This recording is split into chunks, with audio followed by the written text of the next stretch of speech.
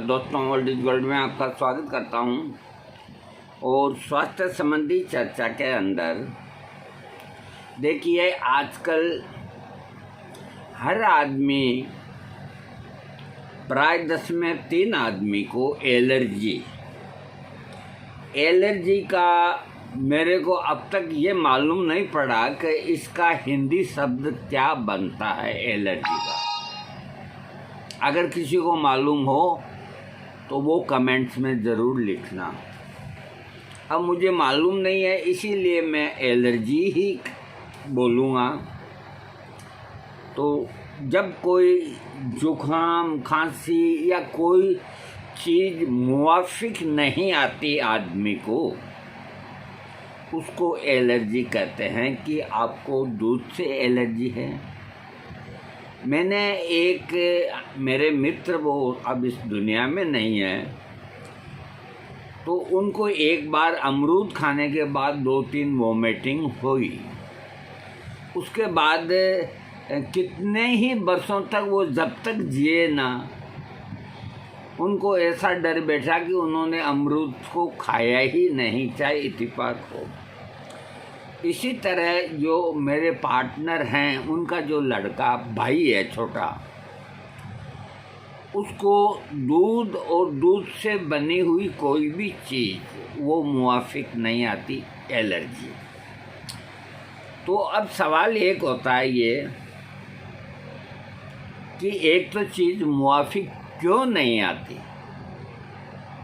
पहला प्रश्न है, क्यों नहीं आती। दूसरा, अगर इस तरह होता है तो उसका क्या उपचार होना चाहिए। 2 ही बातें हैं। तो मैं एलर्जी का जो हिंदी शब्द मेरे अपने दिमाग में आया है वो ये है कि जुकाम को भी एलर्जी में ले लेते हैं, खांसी को भी एलर्जी में ले लेते हैं, हर कोई भी चीज़ है एलर्जी में ले लेते हैं। इसका इलाज आयुर्वेद में बहुत है, होम्योपैथिक में बहुत है, लेकिन आपने लिख दिया मेरे को एलर्जी है और कुछ नहीं लिखा, मेरे को दवाई लिख दो, और डॉक्टर ने मान लो एलर्जी की दवाई कोई सी भी होम्योपैथिक या आयुर्वेदिक लिख दी, जबकि उसको पूछना चाहिए किस चीज़ की एलर्जी है, कितना क्या है। पूछते भी होंगे, नहीं तो पूछना चाहिए। तो मैं आपको आसान से आसान तरीका, जो आपको या किन्हीं को भी एलर्जी कोई चीज़ से है, उससे बचने का उपाय घरेलू। देखो, एक बात समझो, घरेलू चिकित्सा का कोई मुकाबला नहीं। थोड़ा विश्वास से अगर आप लेंगे ना, तो घरेलू ही है। तो एलर्जी से बचने का सबसे आसान घरेलू तरीका, अब ये लिखते हैं कि एलर्जी एक आम शब्द है, और यही बातें लिखी है। अब बारिश के बाद आई धूप तो ऐसे रोगियों की स्थिति को और भी दूभर कर देती है। जिनको एलर्जी होती है, तो बारिश आने के बाद जब धूप खिलती है ना, तो उन लोगों को तकलीफ़ होती है। अपने चेहरे पर रुमाल लगाए देखा जा सकता है, छींक आती है और छींक के मारे बुरा हाल होता है। इसको एलर्जी कहते हैं। हालांकि एलर्जी के कारणों को जानना कठिन होता है, परंतु कुछ आयुर्वेदिक घरेलू उपाय इसे दूर करने में कारगर हो सकते हैं। आप इन्हें अपनाइए। अब मैं आपको बताता हूँ। नीम पर चढ़ी हुई गिलोय के डंठल को, देखो, अब गिलोय ले आए आपको। अब हर जगह तो नीम पे चढ़ी हुई मिलेगी नहीं, आपको कोई पंसारी देगा नहीं। और नीम पे चढ़ी हुई मिल जाए तो कहना ही क्या। तो नीम पे चढ़ी गिलोय के डंठल को छोटे टुकड़ों में काट कर इसका रस, ये गिलोय भी ताज़ा हो तो काम करेगी, नहीं तो नहीं करेगी। इसका रस हरिद्राखंड चूर्ण के साथ, हरिद्राखंड यानी कि हल्दी जैसे रंग का बनाया आपको चूर्ण बाजार में मिलेगा। कोई अच्छी फार्मेसी का खरीद लें, उसमें कोई बेईमानी नहीं, क्योंकि सस्ता है। हरिद्रा खंड के नाम से, तो खंड का मतलब ये नहीं समझे कि भी कोई वो लिक्विड है, चूर्ण आएगा। तो 1.5 ग्राम इस चूर्ण के साथ में इसका जो रस है, अंदाज से 1 चम्मच के अंदर 10-20 बूंद रस इसका गिलोय के डंठल का, वो डाल करके और दिन में अगर 3 बार शहद से चाटे तो ये छींके आना और आना, हर तरह की एलर्जी में लाभ करेगा।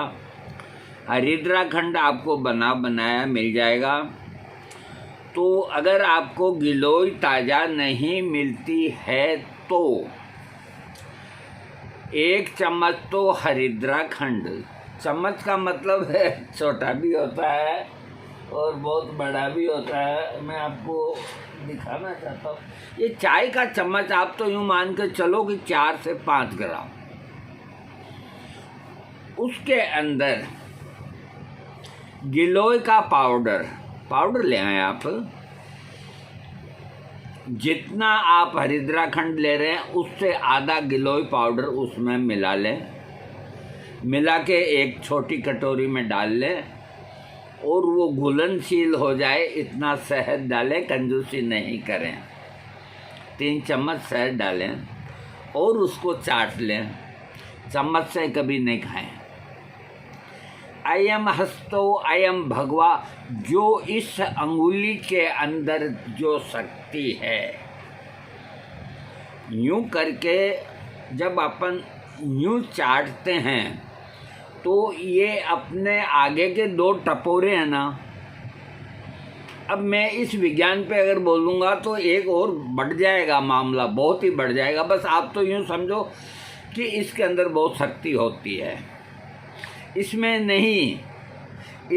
नहीं, सिर्फ इसी से चाटनी है। ऐसा नहीं कि आप अंगूठे से चाटो, इस अंगुली से।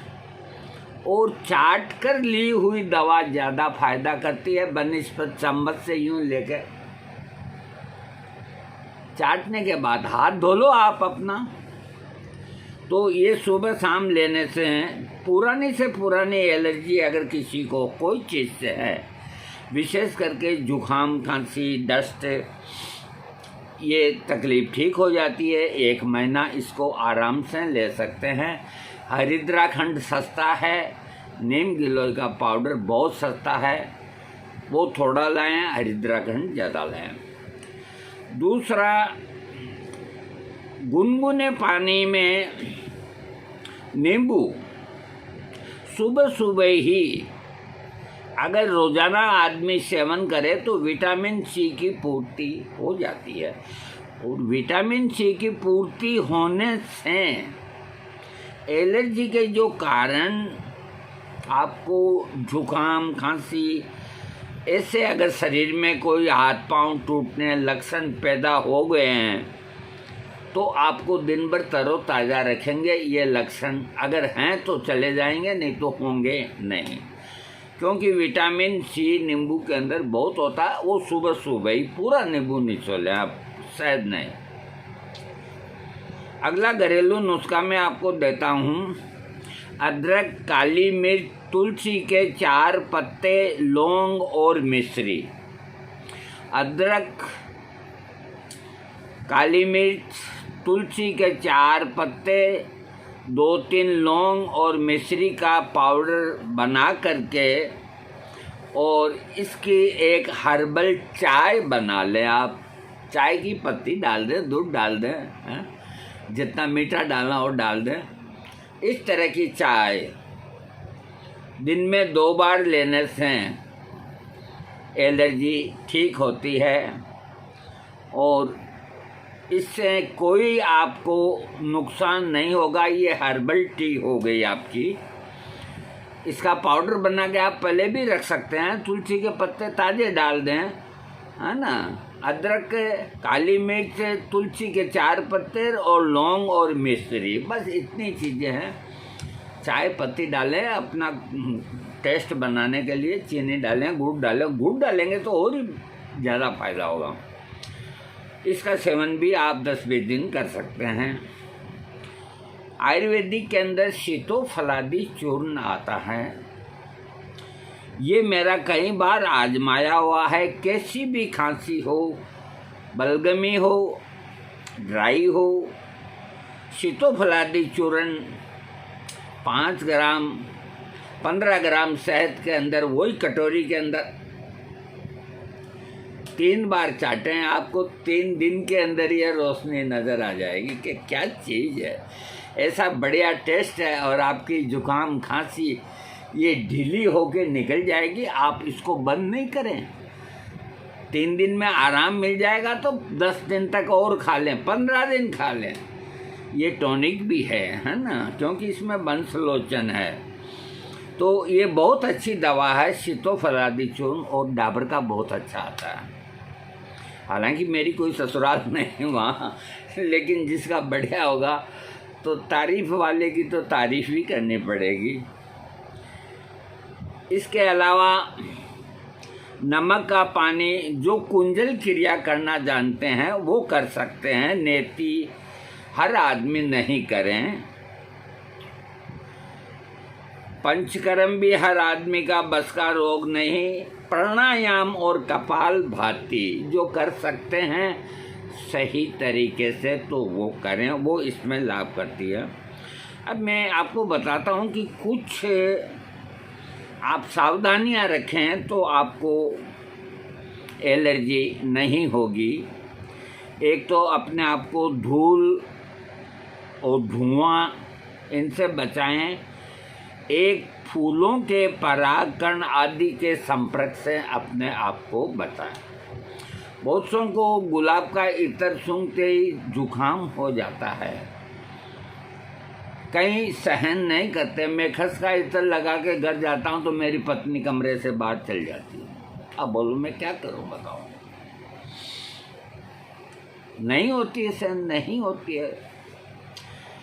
तो धूल, धूप, धुआं, ये इस तरह के फूलों के परागों की खुशबू, इनके संपर्क में आने से एलर्जी होती है, तो इनसे बचें। अत्यधिक ठंडी और गर्म चीज़ों के सेवन से भी बचना चाहिए। बहुत ठंडी चीज़ें भी नहीं खानी चाहिए और बहुत ज़्यादा गर्म भी नहीं खानी चाहिए। खटाई और अचार के नियमित सेवन से बचें। मना नहीं कर रहा हूँ मैं। अरे खाने के साथ एक सब्जी है, थोड़ा अचार ले लो, करोंदा का ले लो, आम का ले लो, मिर्ची का ले लो, नींबू का ले लो। सर्वश्रेष्ठ अचार नींबू का होता है। कोई बनाना जानते हो तो। बाजार में सब चीज़ें बेकार आती है, तो ये आप कभी कभी ले लो, 2-4 दिन में ले लो, बाकी नियमित न लें। अब एक हल्दी से बनी हुई आयुर्वेदिक दवा जिसका मैंने आपको जिक्र किया, हरिद्रा खंड, जो एलर्जी की खास दवा है, जिसे आप लेके आएंगे। अब वो कैसे बनती है, उसके थोड़े कंटेंट्स और उसके लाभ में और क्या है ये बता देता हूँ। ये खुजली को भी ठीक करती है, एलर्जी को ठीक करती है, चर्म रोगों को ठीक करती है, शरीर को सुंदर बनाता है। हरिद्रा खंड ये बाजार में आपको सूखे चूर्ण के रूप में मिलेगी। आप तो यूँ मान लो हल्दी जैसा ही पाउडर मिलेगा आपको। इसे खाने के लिए मीठे दूध का प्रयोग अच्छा होता है। खाया, दूध पिया, या पहले जो मैंने बताया वो बात भी ठीक है। शहद से चाट के ऊपर दूध पी लीजिए। शास्त्र विधि में इसको घर पर बनाया जाए तो अब घर पे कौन बनाता है? बाजार में इस विधि से बना हुआ अच्छा नहीं बनता। घर पर बनी इस विधि से हरिद्राखंड अधिक गुणकारी और टेस्टी होता है। कई सालों से चली आ रही एलर्जी, हरिद्राखंड में इतनी ताकत है, वेद लोग नहीं लिखते, उनमें कुछ भी नहीं मिलता है, क्यों लिखेंगे? मैं कहता हूँ हरिद्राखंड एलर्जी की बहुत बढ़िया दवाई है। कई सालों से एलर्जी, स्किन में अचानक उठने वाले चकत्ते, खुजली सेवन से हमेशा के लिए ठीक हो जाती है। इस प्रकार के रोगियों को ये बनवाकर खिलाना चाहिए और अपने मित्रों को भी बताना चाहिए। बड़े बूढ़े सभी खा सकते हैं, गुणकारी है और चूर्ण के रूप में बाजार में मिलता है। इसको बनाने का तरीका, हाँ, तो मैं आपको बता रहा था कि हरिद्राखंड अगर जो घर पे बनाना चाहें तो अपने घर में जो पीसी हुई हल्दी होती है, बहुत बढ़िया होती है घर की हल्दी, 320 ग्राम हल्दी का पाउडर और गाय का घी 240 ग्राम, दूध 5 किलो और शक्कर 2 किलो। अब ये घर पे बने ना बनावे, बेकार मैं भी बोलूँगा तो क्या आप तो हरिद्राखंड ले आए हैं, काम में लें, इसको नहीं बना सकते, बेकार ही। ये सेवन की विधि इसने 15 ग्राम की लिखी है दूध के साथ, वो मैंने आपको बता दिया, उस तरह से लें। और दूध नहीं होता तो शक्कर कम या नहीं होती है, अतः खाने की मात्रा भी 10 ग्राम कर देनी चाहिए 2 बार। अगर दूध और चीनी की व्यवस्था नहीं है तो कम मात्रा में खाएं इसको। और एक चीज़ का ध्यान रखें, हरिद्राखंड आप एलर्जी के लिए ले रहे हैं, काली मिर्च वगैरह ये सब मिला करके, इसको लंबा 2-3 महीना नहीं लें। मौसम देख करके, अगर सर्दी का मौसम है तो आप 1 महीना ले सकते हैं, और अभी इस मौसम के अंदर आपको मात्र 11 से 15 दिन लेना है, इसके बाद बंद कर देना या अपने वैद्य से राय करके लेना है। हरिद्राखंड, सौंठ, काली मिर्च, पीपर, अरे ये सब मिलू करके इस एलर्जी को भगाओ ना। काहे की एलर्जी यार, क्यों डॉक्टरों की जेबें भरते हो जा करके? इतना भी नहीं कर सकते क्या? ये हरिद्राखंड आपको बना हुआ मिलेगा, ये नीम गिलोय बनी हुई मिलेगी, बाकी है जो ये काली मिर्च है, लौंग है, ये आपकी रसोई के अंदर मिलेंगे। जिनको भी एलर्जी जिस चीज़ से भी है बॉडी के अंदर, उससे मतलब नहीं कोई चीज़ से, आप इसका सेवन करें। फ़ायदा नहीं हो तो मेरे को बताओ, आपका फ़ायदा नहीं होता, कैसे नहीं होता फ़ायदा? दूसरी बात और बता देता हूँ, बहुत से आदमियों को कब्जियत की शिकायत होती है। याद रखें, अगर आपको कब्जी है और आप एलर्जी की दवाई, चाहे वो होम्योपैथिक हो चाहे आयुर्वेदिक हो, एलोपैथिक का मैं बात ही नहीं करता हूँ, वो काम रुपए में 10% करेगी। सबसे पहले जो बड़ा राक्षस है उसकी गर्दन दबा दो। कब्ज तो रहनी नहीं चाहिए। आयुर्वेद में लिखा है कि प्रातः मल दर्शनम, इसका मतलब ये होता है कि सुबह सुबह आप अपने दस्त के दर्शन कीजिए, भगवान के नहीं। अब कहोगे ये बुढ़े की अकल फिर गई, फिर नहीं गई।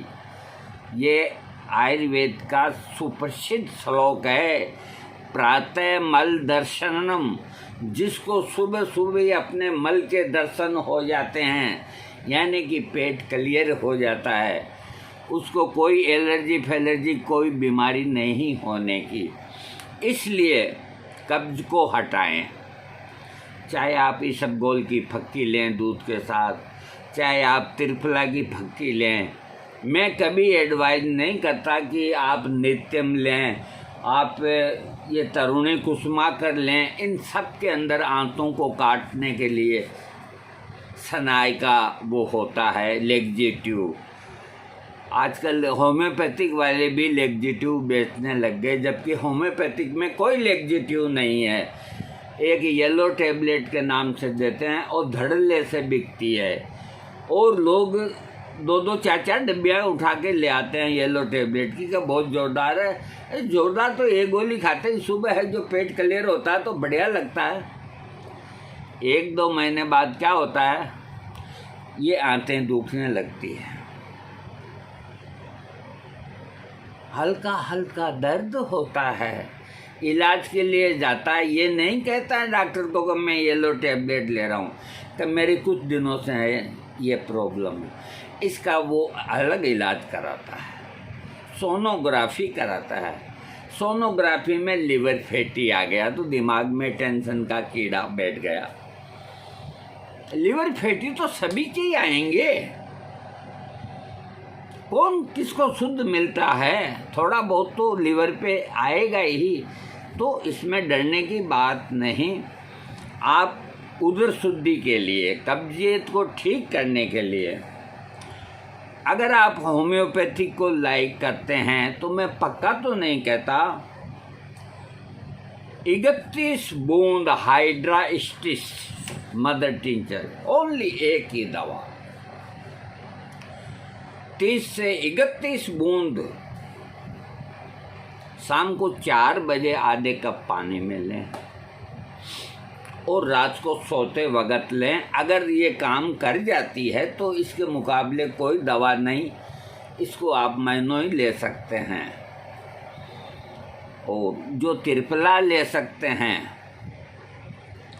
हरड़ बहेड़ आंवला घी शक्कर से खाए, हाथी दाबे खाक में 100 कोस ले जाए। यानी कि त्रिफला को अगर आप असली घी और शक्कर में मिला के चाट के खाते हैं तो इतनी ताकत आती है, इससे कब्जियत ठीक हो जाती है। 1 गिलास की जगह 2 गिलास दूध पियो, कब्जियत ठीक हो जाएगी। और भी घरेलू बहुत से उपाय हैं जो आपकी कब्जियत को ठीक करेंगे। याद रखो, कब्ज नहीं रहनी चाहिए, और ये घरेलू प्रयोग करके अपनी एलर्जी को ख़त्म करें और आप लोग निरोग बने। कोई ऐसा लेग्जेटिव नहीं लें जो आपकी आंतों को नुकसान पहुंचाए। थैंक्स।